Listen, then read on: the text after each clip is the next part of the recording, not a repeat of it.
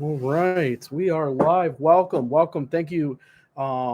We do not have anybody yet who has arrived in the chat, and that's okay. I am Cornelius. I am going to be on the Randomworlds TTRPG Discord today, talking a little bit about Wanderverse and what makes this tabletop system completely unique, special, and original.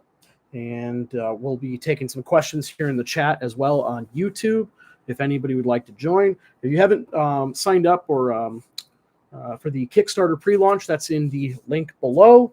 And if you haven't yet joined the Random Worlds Tabletop RPG Discord, it's an awesome resource. Here's the thing. If you're a creator like me and you're looking for a great community to talk with people who are doing game design, who have been in the thick of it, they're such an invaluable resource. They will critique your stuff for free with really great criticism that is constructive. And the community in general is just very thoughtful, helpful, and awesome for anybody who might be interested in developing a tabletop game.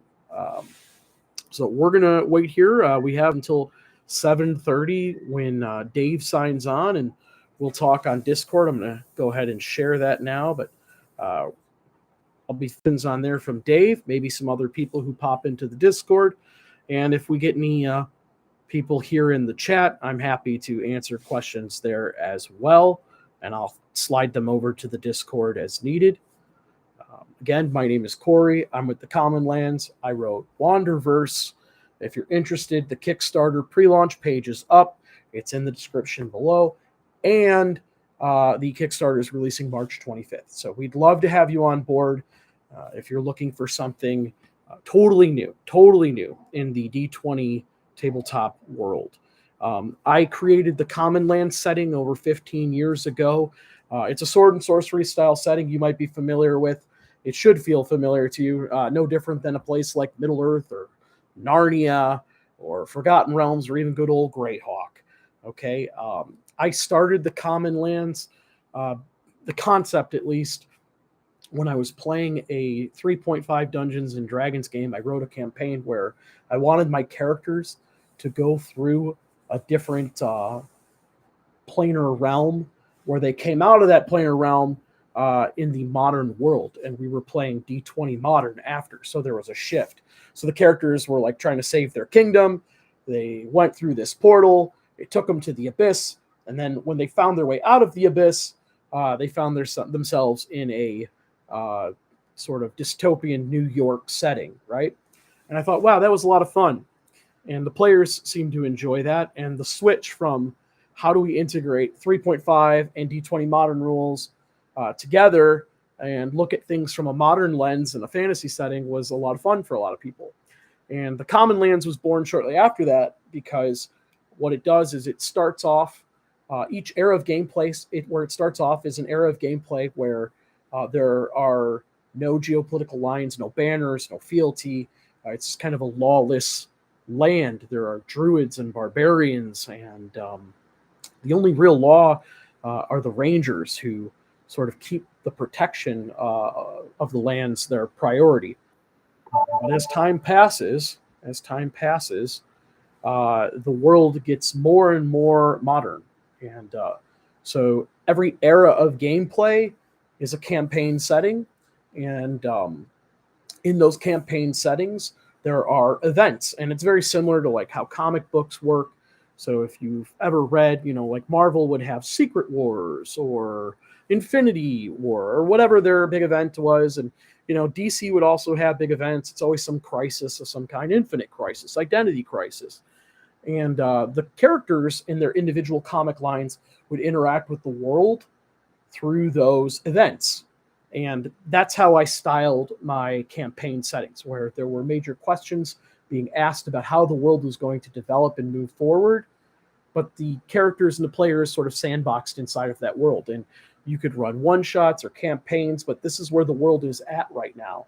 And so it became this giant quilt where, literally hundreds of people have added their lore to the Common Land setting, and it has slowly grown and modernized over the last 15 years. And when we started, there were no geopolitical lines, no banners, no nations.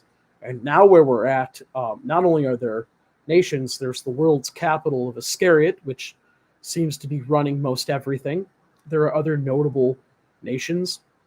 There's a group of people that don't want that at all. They want the old ways back. They want the ways of living off the land and no geopolitical lines, no banners, no fealty, no taxes, no, swearing of oaths. And these two ideologies clash a lot. There are other ideologies that clash a lot, religious ideologies, just ways of viewing the world and how it should operate are big parts of how the Common Lands kind of comes together with all these different aspects of nations that are trying to figure out, hey, what the heck am I doing in this evolving world? In the most recent campaign, the world seems to be discovering that there's a big universe out there, and it is kind of shifting very slowly but surely into a sci-fi setting. There's a sci-fi option where these other planets are called realms. There's 7 of them. One of them is a more ethereal, magical realm that's called the Felbar, and it's entirely made up of magic. And it's the magic that binds all of these planets or realms together within the galaxy or the universe, which is called the cosmos. And all of these planets revolve around the central star in a sort of old school atomic way, like when you think of the classic atomic model, they sort of move around the sun in that way.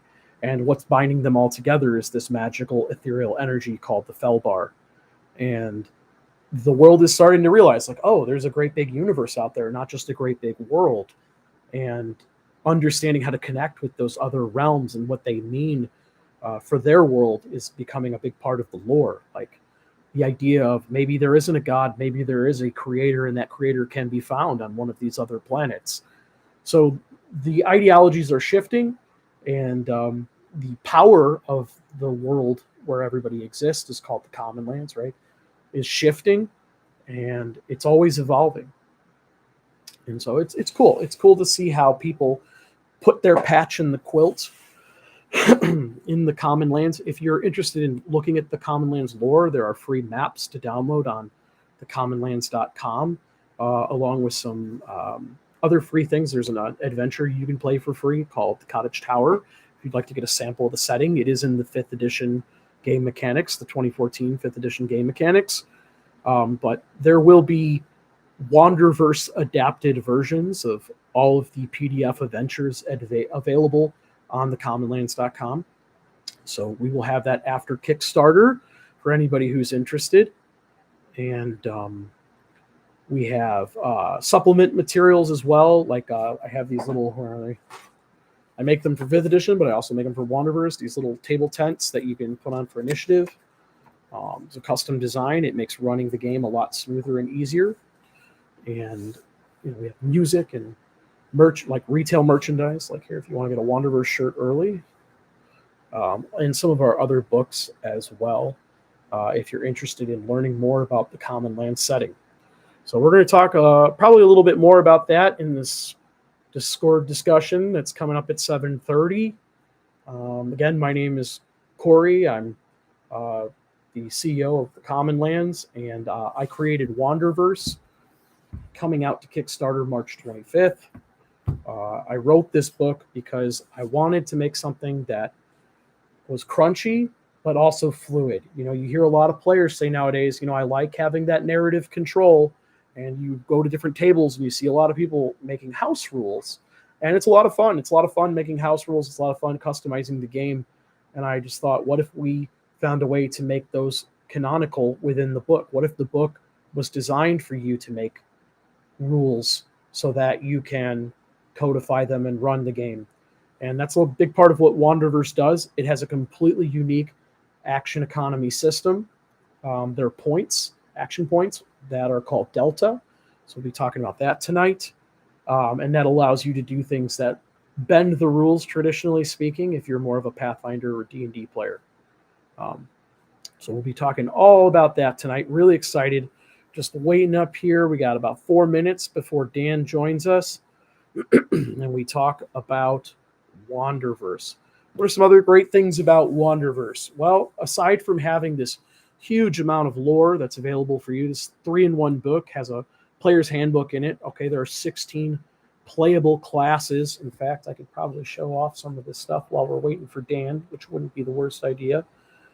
16 playable classes, tons and tons of different lineages for you to play as well. And you get to design your own character, like your character design you. And I'm going to show you what I mean here. Let's see. Let's share a different screen here for a minute. Let's do that. Okay. So right away, giving you a sneak peek into the book. It's loading slow. I apologize. Let's scroll down here. Let's talk about just some of the features in the book. Okay, so there's a standard class leveling table. Okay, this means that no matter which class you pick, the leveling table is going to be, I'm going to switch now. It's like that's good. This is going to be standard for everyone. At every odd level, you're going to get, it's having a hard time. Doesn't like me zooming in that much. At every odd level, you're going to get what's called a class feature. In fact, let's switch this to continuous scroll. Just make it a little easier on our computer here. Okay. So you're going to get a class feature at every odd level, and that class feature is going to allow you to build your own class. Okay. And so let's show you what I mean really quick here before we get into this interview. Let's get down to a class. Let's see what the first one pops up. That was the alchemist. Let's go with the barbarian. Everybody knows what a barbarian is. Okay. So you pick a barbarian, and as you can see here, it has all the standard things in there as usual, but it also has class leveling. So at every odd level, you pick something. And if you want more rage, for example, you could pick more rage or a new trait or skill. So it really allows for you to do more with your leveling. All right. I think Dan's hopping in here right now. Let's see where we're at. All right. About ready, he says. I am too. Let's see here.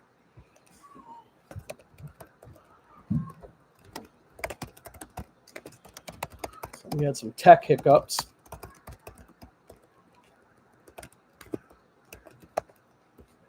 All right. It's live. Yes, that's right. Thank you for joining me. Zach, by the way, my #1 fan on my Facebook page. They tell me every week you get a gem. You are my #1 fan. I'm going to throw you a 100.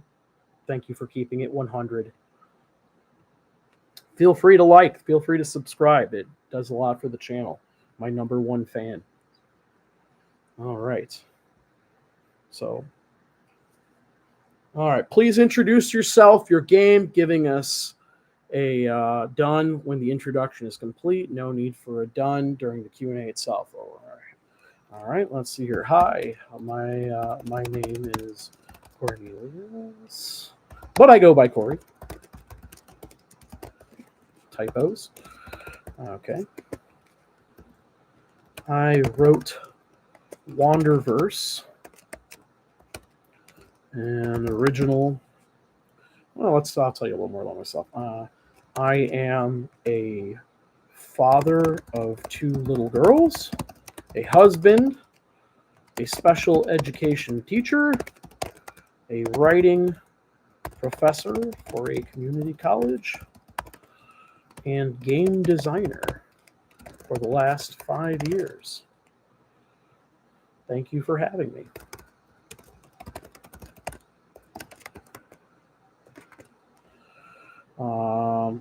An original class leveling system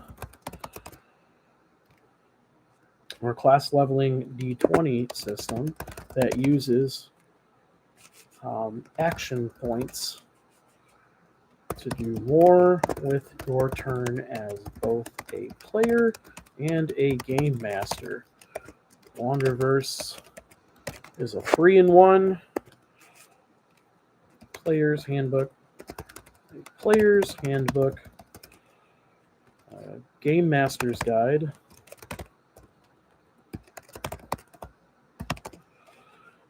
and encounter compendium. filled with NPCs, traps, story hooks, and other cool resources. All right. Oh, let's fix that. Little typo.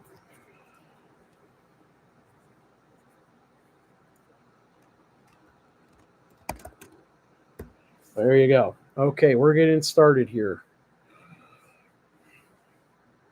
So again, if you're just joining us, my one super fan, Zach, Wanderverse, it's coming out March 25th on Kickstarter. We're going to talk to Randomworlds RPG. Randomworlds RPG. If you haven't joined their Discord, please do so. There is a link below. An awesome channel for anybody who's getting into the tabletop community for design. It's filled with creators. You can see even right here on the side, you have things like, what's my favorite channel in here? Promotion. There aren't many places online where you can just throw your stuff down and get some really great feedback from people, but that promotion channel in particular is wonderful. There's a designer forum, as you'll see right here, right? And just general hangout. Gamer resources, lots of really great stuff. All right, so the floor is open to questions. Let's see. All right, hopefully we get some. It looks like there are a couple people in here. All right.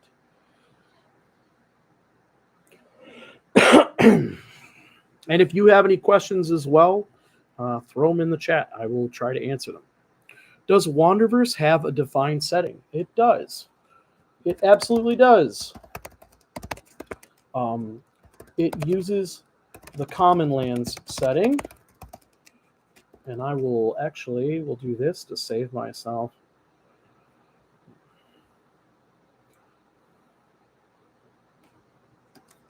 a lot of time. Oh, it's not going to let me write that much. Okay, let's see how you're going to be. Okay, let's try that. And let's try that. There you go.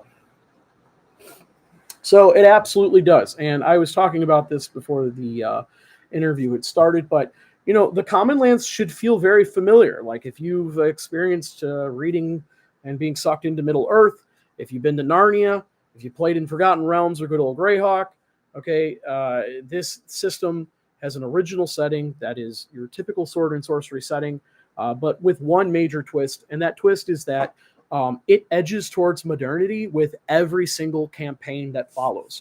We call each campaign an era because the world itself goes through a major shift.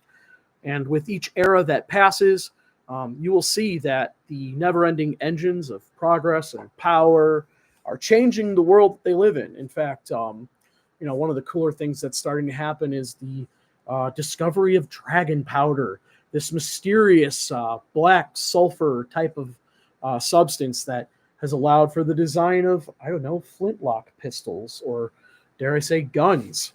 You know, using magic as technology to help remove impurities from older artifacts that may be laced with curses. So it allows for the players playing in the game to determine, like, oh, do I want to go way back in time to a time when, you know, there were no banners and no geopolitical lines, and we were all just living off the land like the Druids and the barbarians? Or do I want to edge more toward modernity, like the current era, where they're starting to realize, like, oh, there's a whole great big universe out there and we want to discover it? So, let's see here. Every campaign setting that passes is an era. Okay, and each era is the world moving closer to modernity.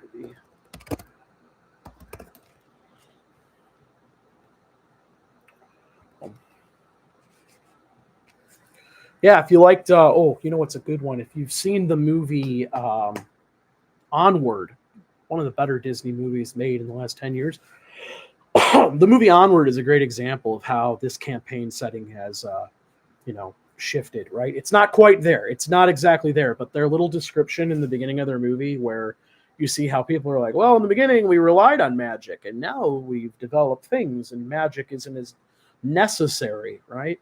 And so there's a little bit of that. That's a big conflict that happens in the Common Lands.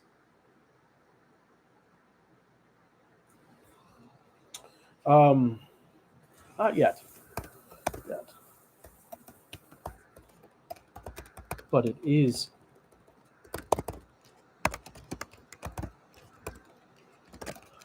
I often think of the movie, and I'll even tell them exactly what I said, of the movie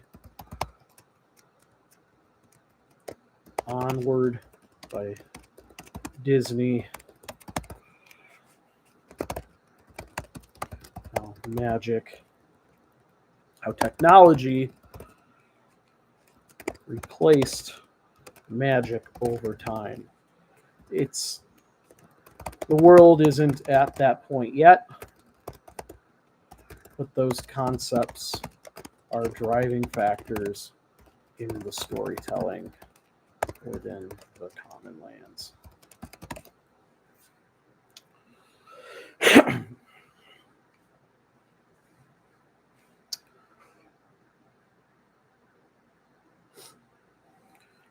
Not a lot of creators I've seen who do sword and sorcery find themselves wanting to do sci-fi too. The overlap in storytelling isn't always there. But how do you get from point A to point B? That's something that hasn't necessarily been answered yet in a campaign setting that I've seen. I'm sure there is one out there. I'm sure there's going to be somebody in the comments like, you haven't heard of doobly-doo. But the idea is the same. Like, if you're someone who's interested in understanding how the world gets from point A to point B, like how did we get from horse-drawn carriages to iPhones? Like that's a fascinating concept to me, and the world that goes through that shift is fascinating.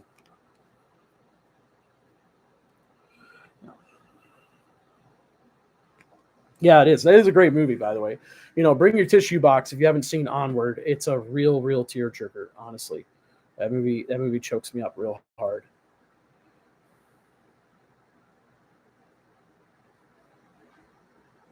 How would you describe the tech level of society in the final era? The most current era has just discovered that there are planets outside of their own, bound by a magical force called the Feldar. All of magic derives from the Feldar, and they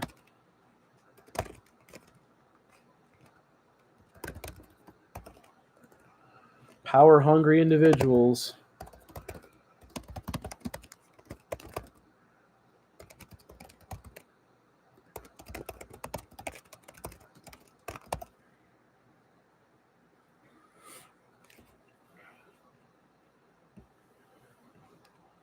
let's see here. Let's see if we can share the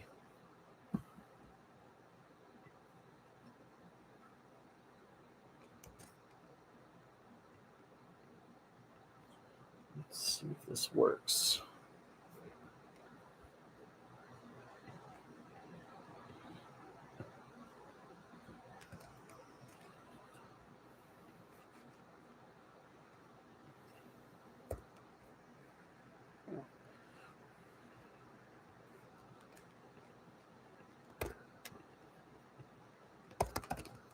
Each era is detailed.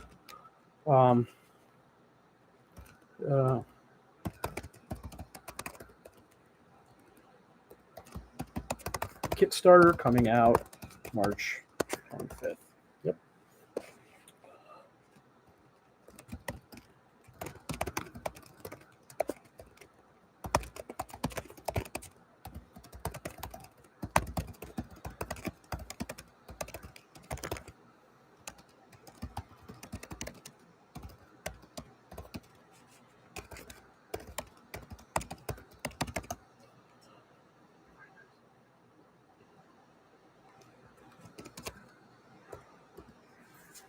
Yeah. So anybody interested in the Common Land setting, You'll note a couple of cool things. So first thing is this book is purple. It's purple for a reason. It's purple because purple is made of red and blue. Okay. And so in the world of tabletop role playing, I don't know why I make this association, but I do. But I think role playing, oh, blue, combat, red. And this book, like any TTRPG, is a combination of role playing and combat, right? Now, I would argue there is a third level of gameplay called downtime, which is what you do away from the table, okay? But what I wanted to do when I set out to make Wanderverse is focus on those two aspects of the game, role playing and combat. And Wanderverse, of course, being the core rulebook, has the essentials. It is the combination of both of those things, red and blue, making purple. But my next book project I intend to release is a Common Lands compendium of lore, okay, to help you with role playing and storytelling strategies, with everything you need to know about the Common Lands setting laid out for you, and that will be blue. And then the red book, which will be a combat supplement book, which will have extra character traits, extra spells, ways for you to design your own character traits and spells, way for you to design your own combat mechanics, ways to make the game more custom for you within Wanderverse, and some more encounters as well to beef up that encounter compendium for a separate book. So it would be red and blue separate, and then Wanderverse would be your core rule book. All right, let's see what Dan has here. So I'm guessing the most current era is akin to Renaissance, maybe. Yes, that's fairly accurate. Fairly accurate.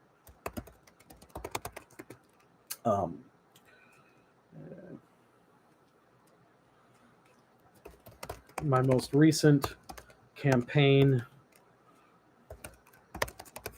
the Astral Harmonic, is all about a bard named Ludo Gelato.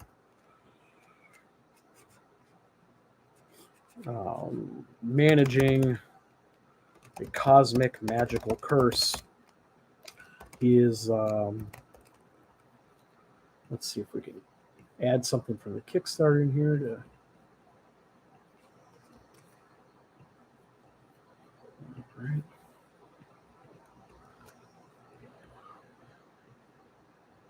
Once a generation, the planetary realms align during an event called the Astral Harmonic. Magical mishaps and cult rituals tamper with the fabric of magic cosmic and reality itself. Can the world survive the chaos? How will it change? So there are also many magical things that happen, and understanding how magic works is also a big part of it. So it's not just the modernity, like traveling more towards the modern world. It's looking at how the current world operates. What are the rules within this world, and how does it change the way we do things?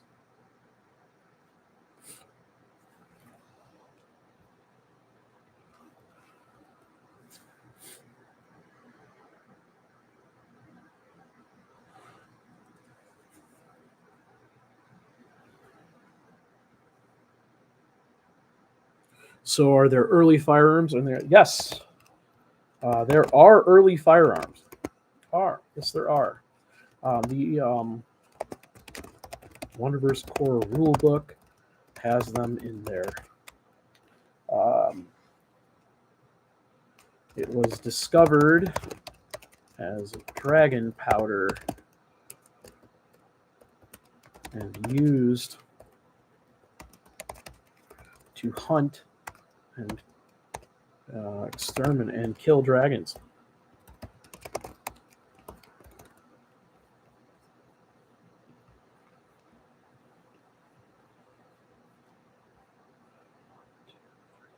Four, 5, 6, 7, 8, 9 during the 9th era.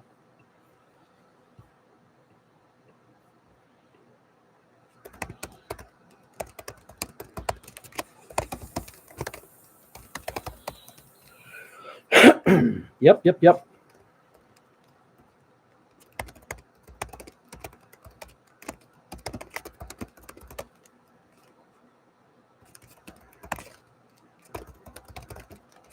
So in the Common Lands in the 9th era, one of the major conflicts is that people believe dragons are these celestial beings, while many others think of them as resources to be pillaged, to be taken.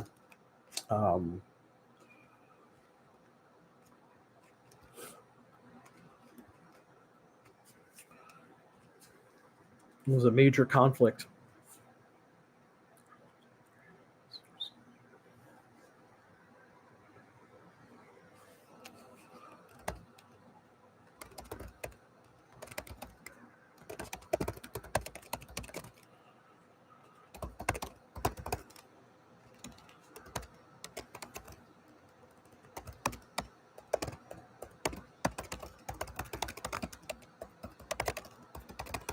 Yes, so these two factions, the factions associated with these sides duked it out, and the dragons ended up being the real losers, unfortunately.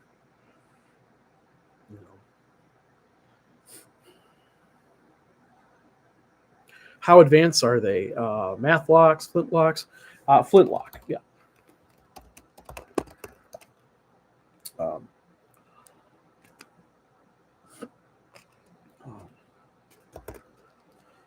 I intend to keep writing.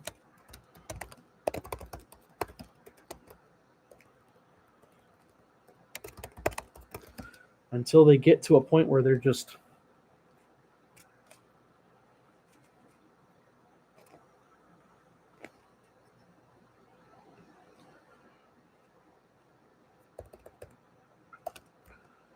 one of the classes in this game is called a spell sword.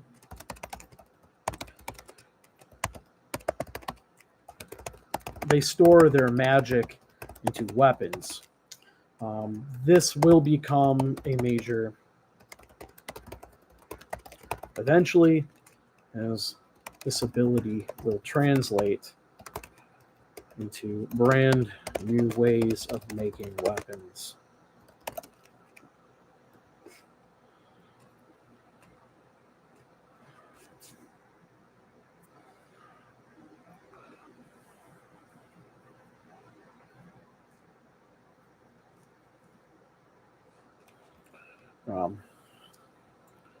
I took a little Newtonian inspiration when I developed my magical concepts.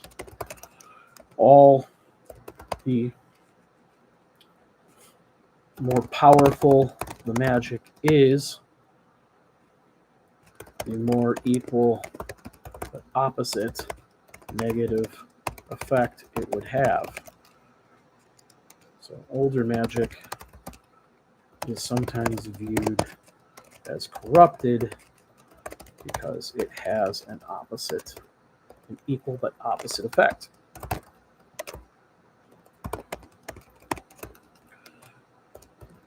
As the eras have progressed, the people of the common lands have found a way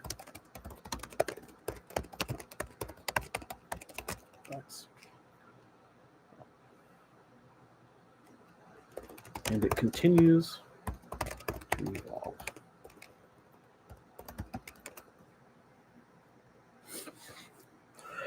There you go.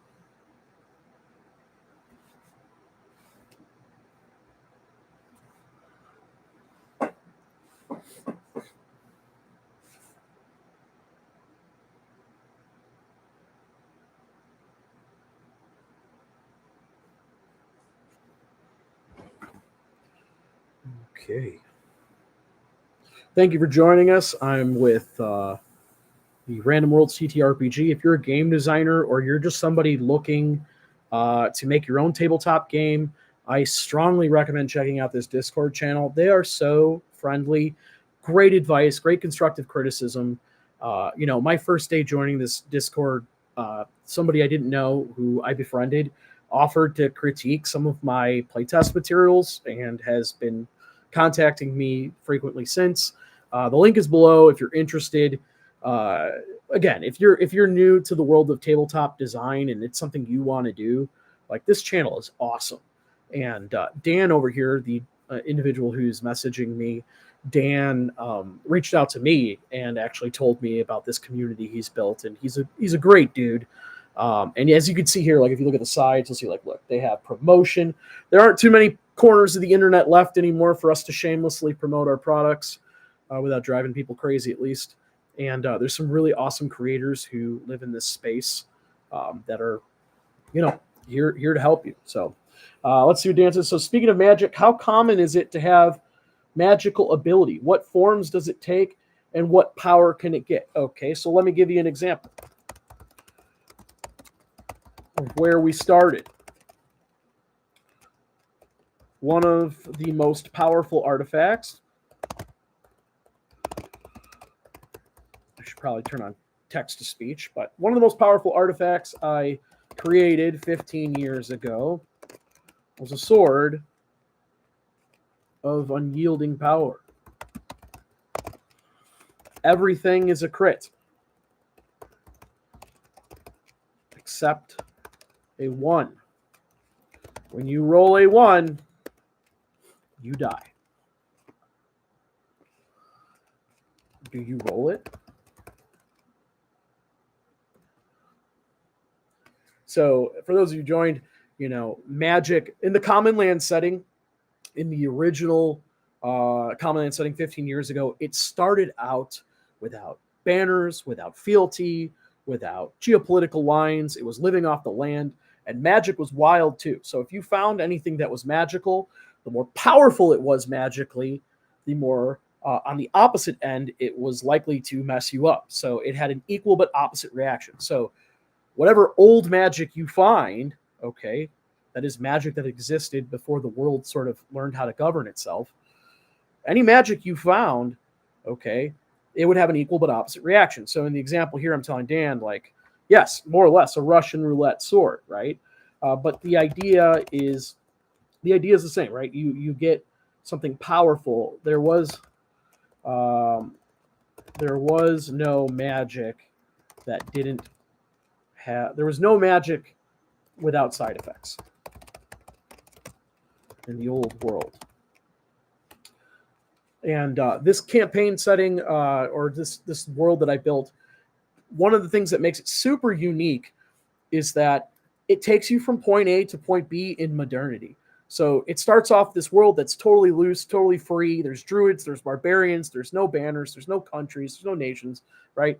And then as every campaign that passes over the last 15 years, it just inches closer and closer to the modern world. Now, we're not there yet, okay? But every time we're inching a little bit closer and a little bit closer.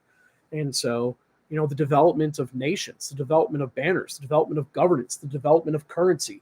One of the things Dan was asking about earlier is the development of guns. Do guns exist? And in the Ninth Era, guns did exist. There was a dragon powder that was developed and found and used to create flintlock pistols and cannons, right? And so, this continues to evolve. And where we're at now currently is the astral harmonic. The good people of the common lands are starting to understand, there are things outside of our own planet. There are other planets out there. We call them realms, okay, because there is no sort of, what would you call it? There's no planar existence in this world like you would find maybe in D&D with like the abyss, the elemental plane. This takes a little more of a sci-fi approach, and we're starting to edge toward that because these other planar forms of existence are planets. All right, let's see what Dan has. And the same goes for casting spells. Spells have remained the same. However, finding new ways to use magic has been a part of the setting. So, for example, there were no ways to teleport within the world. Finding, or maybe call it releasing. Finding ways to visit other planets is becoming a new idea or concept.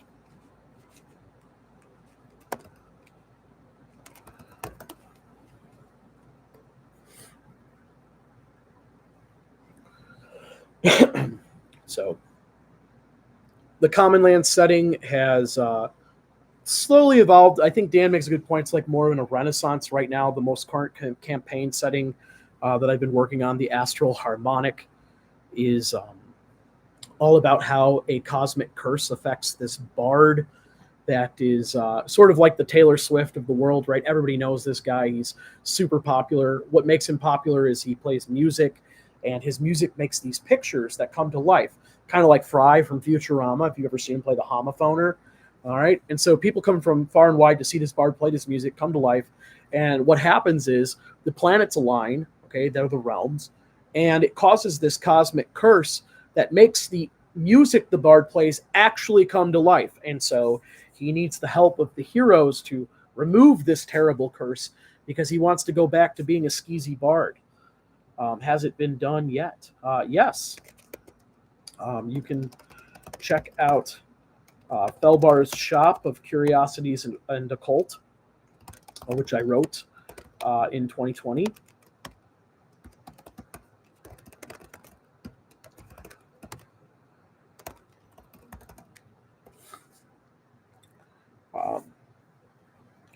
And there is a, what would you say, a curator in that book, an individual who lives in the existence between the planets called the Felbar. His name is Gorman Mandrake. The players help him get the world back on its tracks. Okay. All right. If you're just joining me, thank you. Really appreciate the support. I am an indie tabletop designer. Created Wanderverse. The pre-launch is up. The link is down below. Wanderverse goes live on Kickstarter March 25th. We'd love to have you with us. I'm talking a little bit about the campaign setting right now in the Randomworlds TTRPG. All right, let's see what Dan's cooking up. Feel free to throw a like, subscribe, helps the channel out a ton if you're joining us. I'm happy to answer any of your questions as well. If something I'm saying speaks to you personally, or you just want to, say hi or whatever, that helps as well. It means a lot to me to know that you're there and paying attention.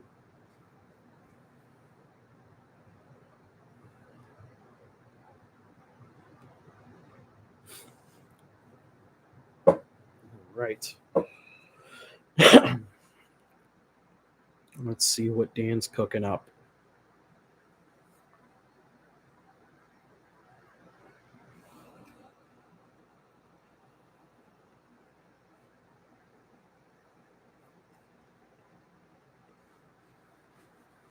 All right. Nice. You mentioned some of the settings that would seem familiar to gamers in the Common Lands, but to what degree does it resemble what's become the standard fantasy setting, for lack of a better term? Pseudo-medieval, elves, dwarves, orcs, polytheistic, etc. Okay. All right. Well, how do I explain this quickly? I'm going to share an image.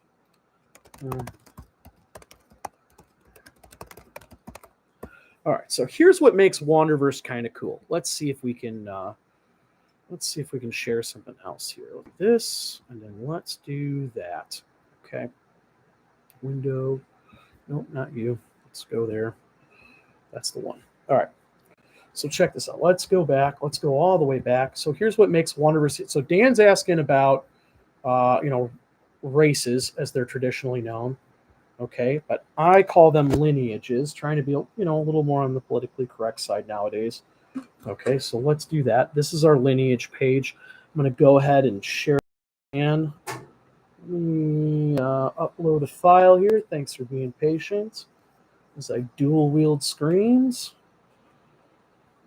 A screenshot. Let's get a quick look, make sure it's the right thing. Okay. So let me explain what this is. So what's cool about the Wanderverse system is that your game master determines which lineage of gameplay you're going to use. For example, your game master might say, let me get Dan in on this. Your game master determines which level of gameplay you're using, lineage you're using. For example, they might say common lineage only. The players then pick from that column. So if you want to play as something weird, for example, you want to be a celestial, a fiend, an undead, I don't know, that's fine.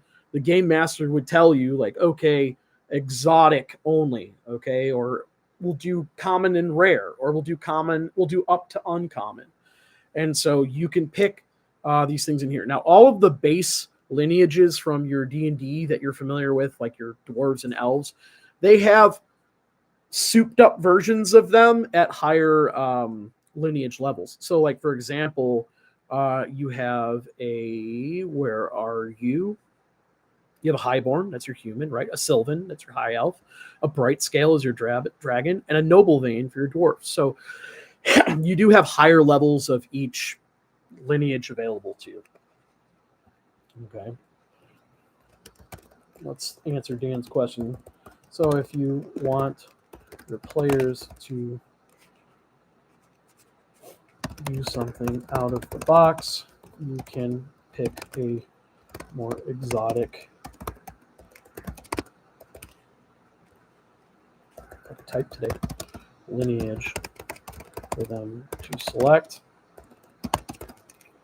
All of these lineages exist somewhere within the common lands. And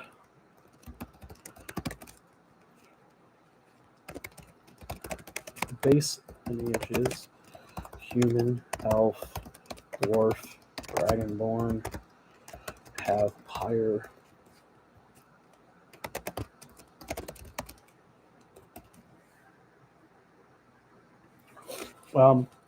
you can, yes, absolutely. The dwarves are uncommon. In the common land setting, the dwarves live in the mountain. They don't really like coming out of the mountain. And because they isolate themselves, it makes them a rare lineage.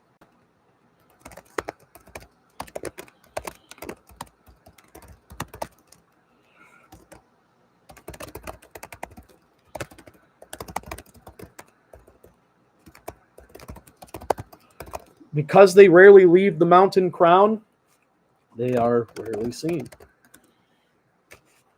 The ones who do not exist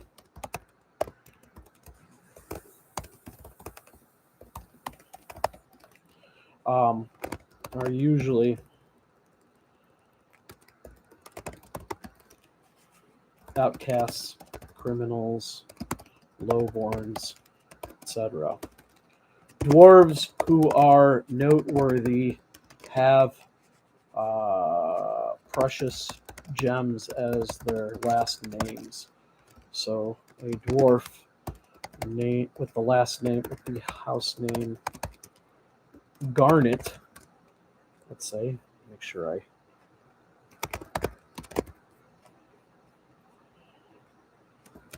would be a noble vein.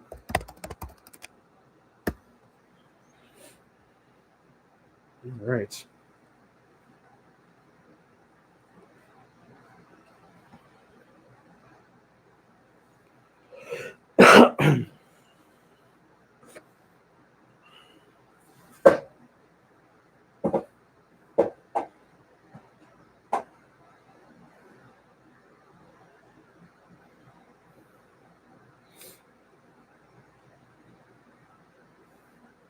Are highborn humans akin to Tolkien's Numenorians?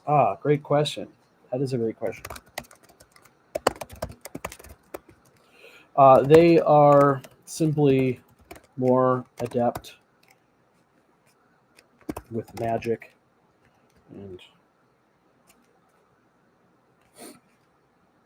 have a higher intelligence than most humans.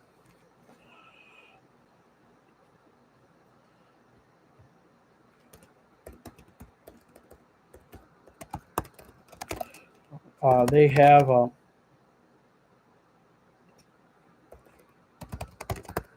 so they have longer lives. They are more adept with magic, and they tend to be more intelligent. However, highborns are known to be classist. They are easily identified because they have tetrachromia. Yeah, two different colored eyes, right? Tetrachromia. Is that heterochromia? Heterochromia. Excuse me.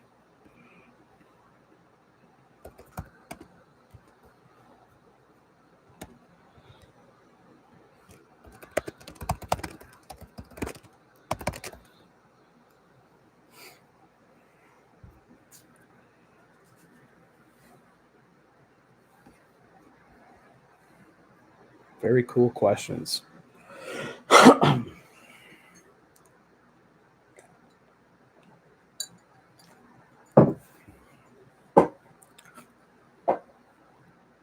Thanks if you're just joining. I am here with the Randomworlds TTRPG Discord. If you're a game designer or you're looking for some just really great people to connect with about the world of TTRPGs or just find out more about new TTRPGs coming out, this is an awesome Discord to join. The link is down below. The Wanderverse Kickstarter pre-launch link is also down below if you're interested in checking out more. I'm talking with Dan over here, Davenport, and just answering some questions on Discord, trying to also field questions here on YouTube. If any of you have any questions about me, the Common Land setting, Wanderverse, or anything at all, throw it in the chat. Would love to answer it. Like my Husky mix. Got to throw fire on that one. Heart of Fire. Yes. They're beautiful dogs. Yeah, so Dan just asked about the lineages in the Wanderverse core rulebook, and what can you play as lineages, formerly being races in D&D, and it was explained that the game master picks the type of lineage that you want to play as you'll see here, you have common, uncommon, rare, and exotic. And so the game master would say, okay, everybody gets to pick either common or uncommon lineage. All of the base lineages have a higher version of them. So like the human has a highborn, the elf has a sylvan, the dwarf has a noble vein. What are your furbolgs like? That is a great question. They coexist in the mountains. The mountain crown. They are subservient to, if I can spell today, to the dwarves. They do not like the dwarves.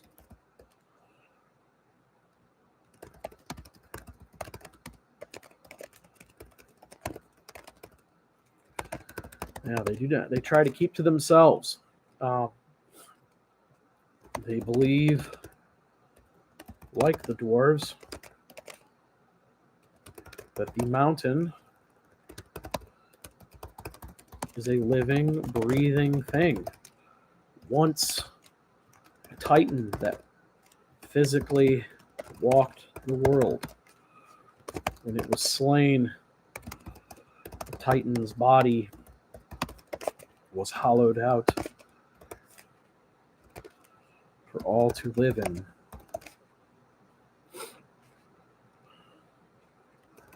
Furbolgs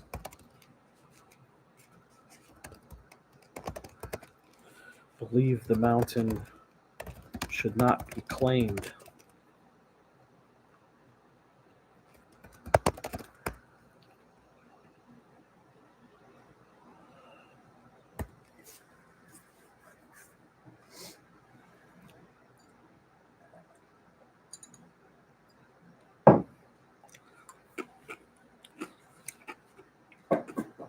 So while he's asking me a question, check this out. Wanderverse really quick. Let's go with this window right here. Okay, so let's say you want to play as a Furbolg. No problem. All right, well, let me start with this, actually. This is pretty cool. A lot of people like playing animal characters in D&D and Pathfinder, and the executive functioning you need to remember all the different types of animals and all the different types of benefits they have. I mean, like, it's endless. You have Luxodons, you have numerous types of cat people, numerous types of bird people, turtles. I mean, it just goes on and on and on, right? Well, here, you can be an animus. You just pick the animal that you want to be. Are you a land type, a sea type, or an air type? And then you build it yourself.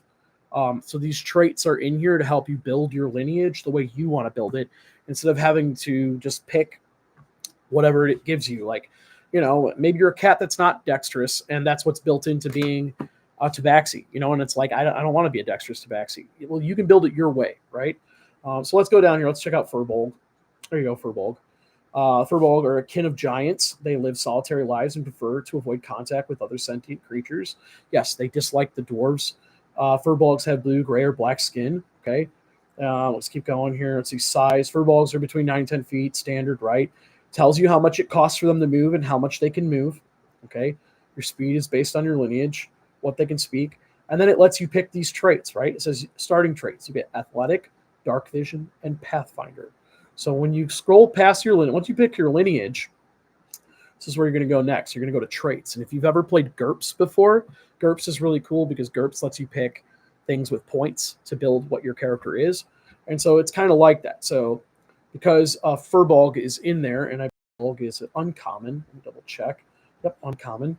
The Furbolg not only gets the athletic, the dark vision, and the other one, it gets 2 role-playing traits and a combat trait. So you pick them and you build it yourself. So, like, for example, if I wanted, athletic. You are strong and physical. You are proficient in athletic and an athletics skill specialization of your choice. So it gives you a little more option there as well. All right, let's see here. Let's go back to our Q&A. All right. What do they look like? I just read it out. They have either gray, blue, or black furry skin, red eyes. They stand about 9 to 10 feet tall. They tend to dress, I don't know what to say, like druidically. Is that even a word? Druidically? Yeah. They tend to dress with whatever is available, I suppose. Moss, fungi, hide, and other natural materials.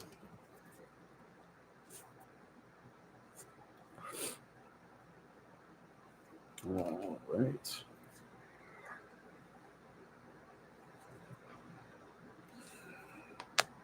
Another thing about lineages, since we're talking about this, that, sad that D&D had to take this long to figure it out, but I think that, any type of species that has an intelligence over 6 should have the capacity to, make decisions for itself, think, be an intelligible creature to some degree, right?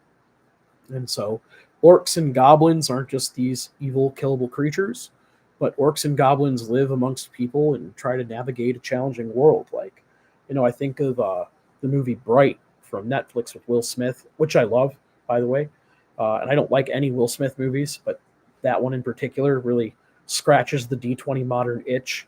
And, you see an orc who's trying to live amongst everyone else and the way he's treated. And it's like, okay, there's that aspect of it. That's not necessarily what I do in my setting, but, he's a thinking, living, breathing thing. And as such, existing in the world, he should have his own autonomy. So I agree. I think that creatures should have their own autonomy. And it's a big part of why alignment was removed from Wanderverse. Alignment doesn't follow the 9-grid box. If you've seen the video that I've posted, it's in my channel. But the chaotic evil, the neutral good, the lawful, the chaotic neutral, the lawful, all that stuff, it's gone. It's just a score, okay? And I think that's more of like how we operate as people. It's like sometimes we do good things, sometimes we do bad things, but really what should be measured is our intentions. And it's like a fluid scale that moves, and you can see quantifiably how it's moving, which is a big deal. You want to see quantifiably how your alignment moves based on the decisions that you make.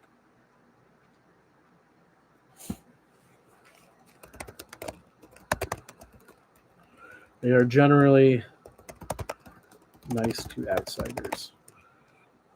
They are curious because they are curious.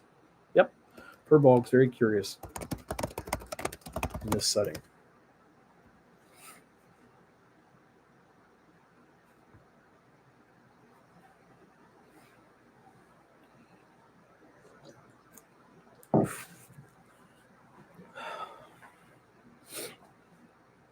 Right.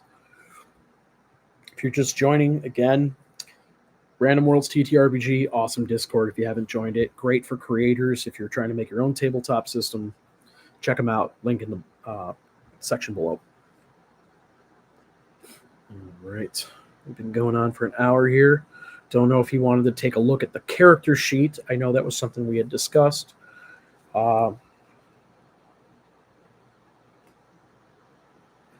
Losing my guy here.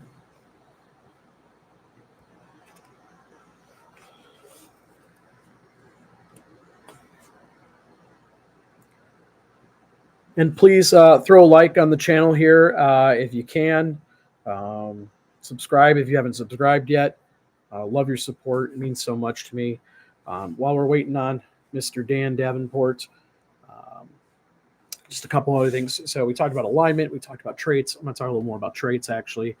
So the way traits work, you pick role-playing and combat traits to build your character's lineage. Okay, so the joke in GURPS is, you get points. You spend your points to build your character, but you can spend them to be like an omnipotent, laser-wielding god, but you have no arms, no legs, and you can't talk. And it's like, oh, okay, because you have to pick things that are disadvantageous, right?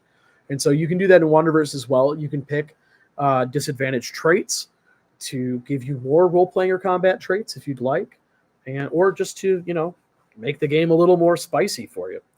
I see giants on the list. How big do they get? So, this is a great question because one of the things I aim to do in designing this game to give a lot of autonomy, I could spell tonight, and options to players. The giant can be medium-sized or large-sized if you like. It will have different speeds and a couple other options.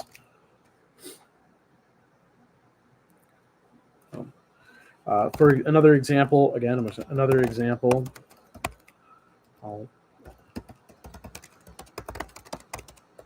I'll link a snippet here from the book. I just talked to you guys about it. Well, not talk about it. Let's say write about it. Up here to our Animus.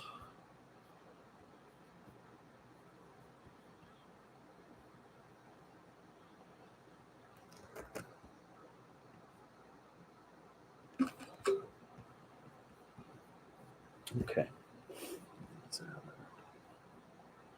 Upload a. All right, screenshot. Go. Okay. So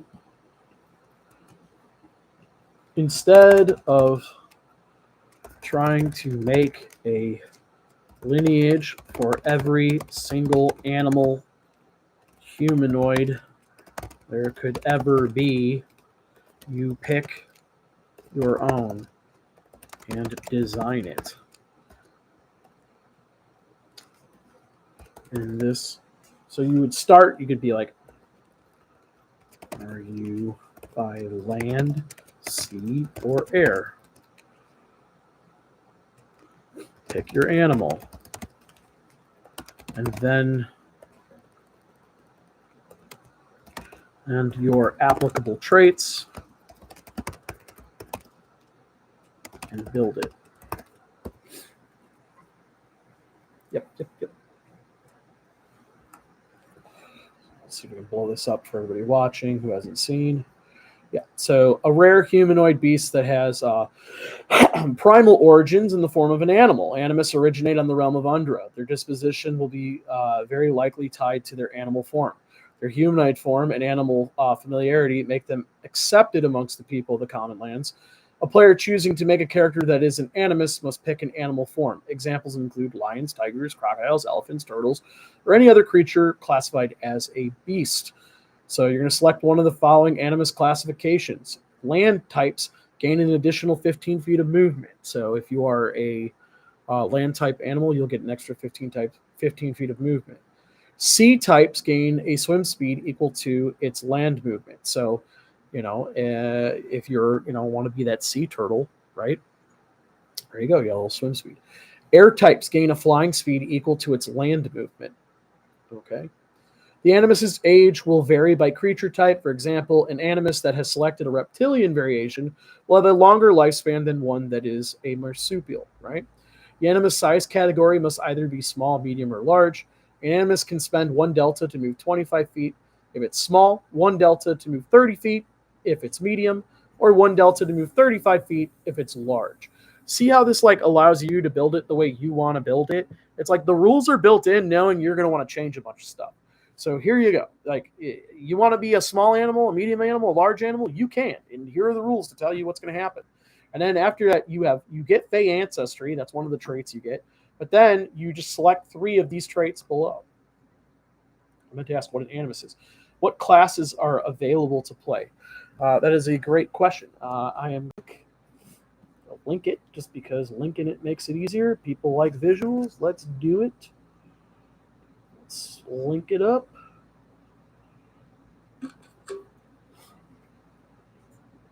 Okay. Let's share with my buddy. I'm super excited to talk about classes in this. It's probably, aside from spellcasting, I have to say classes in this game are my favorite thing. There's so much good stuff for players in here. So much stuff I've heard people just yelling at the top of their lungs for. So it's cool to talk about. Okay. There are 16.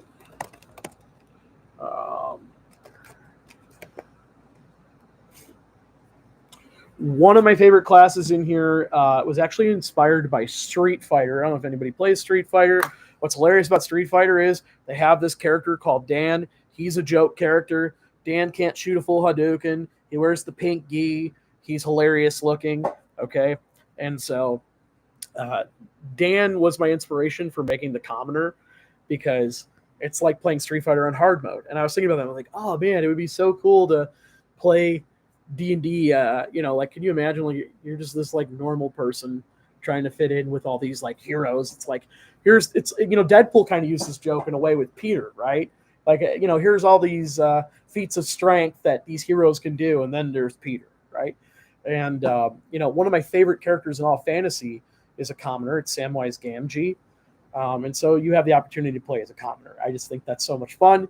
The whole point of the commoner is you're trying to get out of the socioeconomic class of being a commoner, right? And your whole class is designed for you to cross class and learn how to be something else.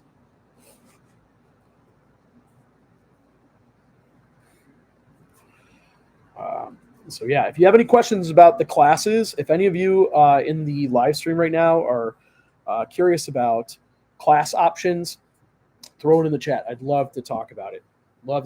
Any questions about the book, throw them in the chat.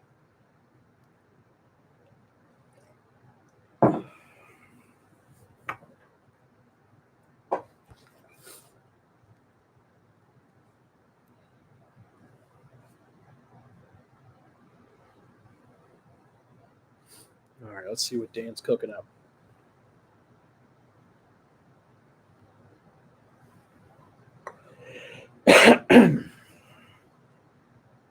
So, yeah, if you didn't get a chance to see, real quick, you have Alchemist, Barbarian, Bard, Cleric, Commoner, Druid, Fighter, Martial Artist, Paladin, Ranger, Rogue, Shaman, Sorcerer, Spell Sword, Warlock, and Wizard.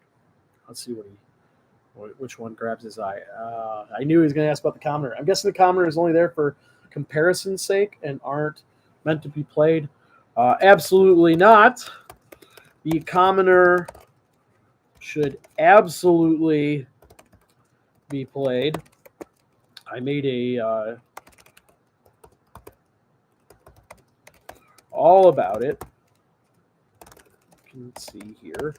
In fact, I'm going to link that to my good buddy Dan here. But yeah, the Commoner is an absolutely super fun class, especially in a one-shot.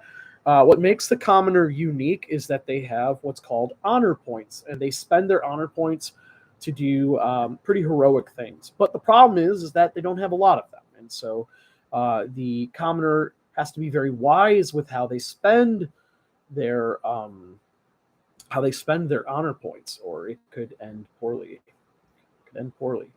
Because then they're not going to have a lot of resources for things to do. Okay, let's see. I tried the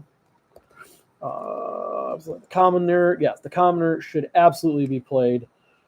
They are trying to get out of being in the socioeconomic class of Commoner. They are built to cross-class.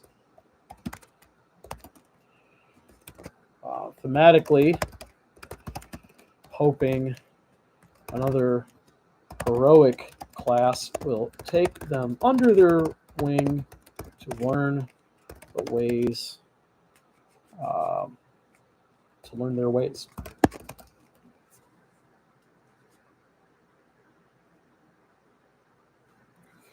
All right.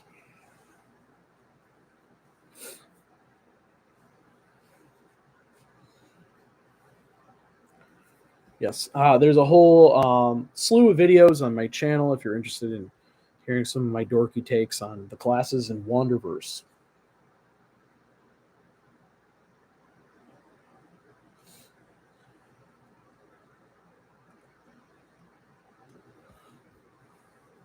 Yep. So Commoner is super fun. The original of the classes in this game, the originals include Alchemist, which is designed to be played like a spellless spellcaster. Okay, it operates like a spellcaster, but it is not. You have a book, which is your formula book, and that is where you keep all of your secrets as an alchemist. So all of your formulas that you make, your contraptions that you make, they are encrypted into this book with a secret code that you understand. And kind of the fun of it is finding these other formula books and decrypting these codes and learning these new formulas and machinations. And so there are things called elixirs, which work kind of like sorcery points. They allow you to take your formulas and manipulate them the same way metamagics might manipulate a spell for a sorcerer. And then you will build a base item that, or multiple items if you really want, but your base item that you build will be enhanced as you level up. So, for example, there is a specialized pistol that you will start with. There are goggles that you can make that continue to get better as you level up. There's a lantern. There's other things too. So the whole idea here is that you have an item, you're building that item up as you level up, and you have a book of formulas. The other class I talked about that is unique to Wanderverse is the Bard. Okay, talked about the Bard. The martial artist is not too different from a monk. However, the martial artist lets you build your, hand-to-hand combat character the way you would like to build it, instead of being stuck in sort of this Eastern-themed monastery life character, right? The martial artist can be a grappler. They can be a hand-to-hand specialist. They might be a person who uses dance to fight, or any other version of it, and you would build that yourself. The shaman is new. The shaman operates very much like the way a cleric is to a paladin is the way that a shaman is to a druid. Now, the druid focuses more on shape changing. The shaman can shape change. It has its one spirit animal that it turns into. But the shaman is a more spell heavy version of a druid that uses totems to cast its spells. So the totems can be placed very World of Warcraft style, right? The totems can be placed, and then you can cast your spells from the location of the totem. And another cool aspect of it is called totem fencing. So you want to place these totems to encapsulate enemies and create powerful AoE effects. So you have 3 totems max in the game, and you try to create these triangular totem fences where you can cast AoEs. And there is a way to build your shaman to be a healer. So you might want to fence in some of your allies to get them to turn into, get them some healing. Spell sword. A spell sword is an integral part of where the lore is at currently. Spell swords store their magic into a weapon, and then they use that weapon to attack and obviously cast their magic. So they are like a paladin in a way, but they don't have the sort of holy, divine, God-oriented aspect of them. But the reason why they're so integral to the story is because this is the natural evolution of weaponry in the common lands. Putting magic inside of items that can be used to make like a projectile or a stronger weapon, this is how weapons are evolving. And so the spell sword is a critical part of that evolution in the story. And then the rest are all the same. Let's go back to what Dan's saying. Absolutely, yes. Multi-classing is possible. It is also very easy because every class has a standard leveling table they follow. How do I want to say this? It is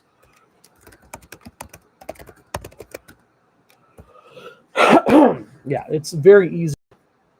Let's talk about that for just a minute. Okay.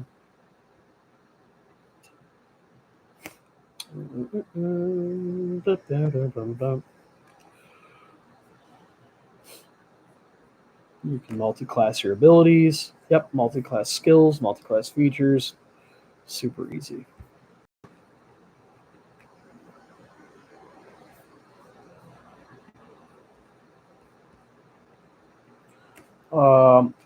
Well, I'll try to keep it simple. There is a standard table for leveling that every class uses. Okay, there's a standard, and let me link an image of that bad boy. Go back to page 13.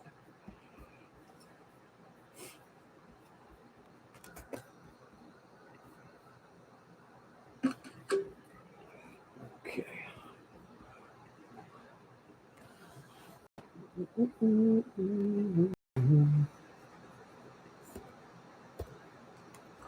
All right.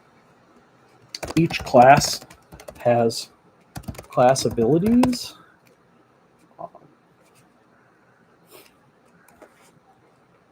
That are unique, while every class gets the things listed on this table.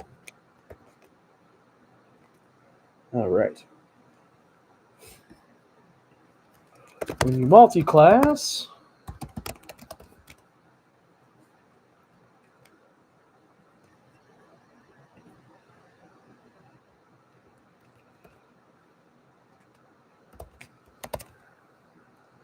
we'll level it, this table. Okay, use this table for cross-class.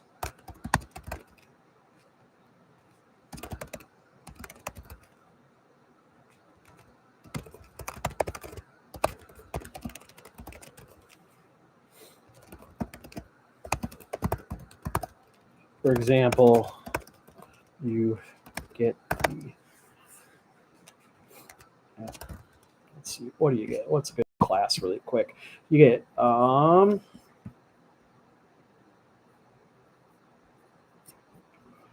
Channel Divinity, right? Channel Divinity.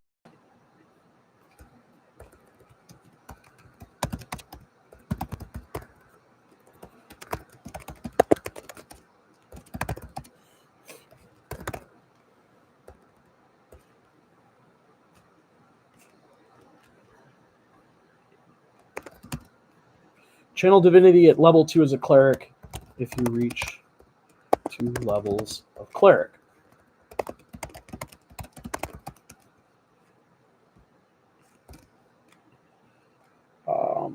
The spells are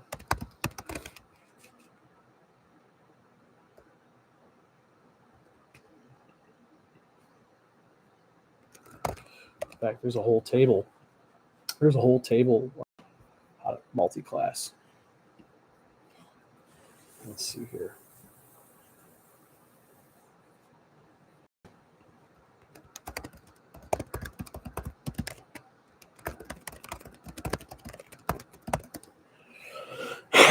Yeah, there's a whole section. I like just to keep it simple. When you level up in a class, you gain abilities for that class's level. Okay, so you get the class abilities, right? But you follow this table in here when you level up. So you follow this table when you level up. So for example, your class features happen at every odd level. Your ability scores that happen, those are all standardized. So anything that happens with your class happens with your class. Anything that happens with, let's see here, anything that is part of this standard table, you get, how do I say this simply? The leveling reference guide happens no matter what. The leveling table is what you follow for that individual class. That's it. No worries. I will take a bio break too. Okay. All right. So I think that's long enough. I'm probably going to keep talking to Dan here on the Q&A, but as always, thank you for your support. If you guys haven't already signed the pre-launch on Kickstarter for Wanderverse, please do that. It's in the information below. If you haven't joined Randomworlds TTRPG Discord, awesome channel for game designers. Definitely check them out too. And I am always available for questions or comments, or if you try out our playtest material on the commonlands.com/Wanderverse and you want to let us know how it goes, that'd be great. Thank you guys for joining us today on the live stream. Throw us a like, throw us a comment, and we'll catch you on the next one.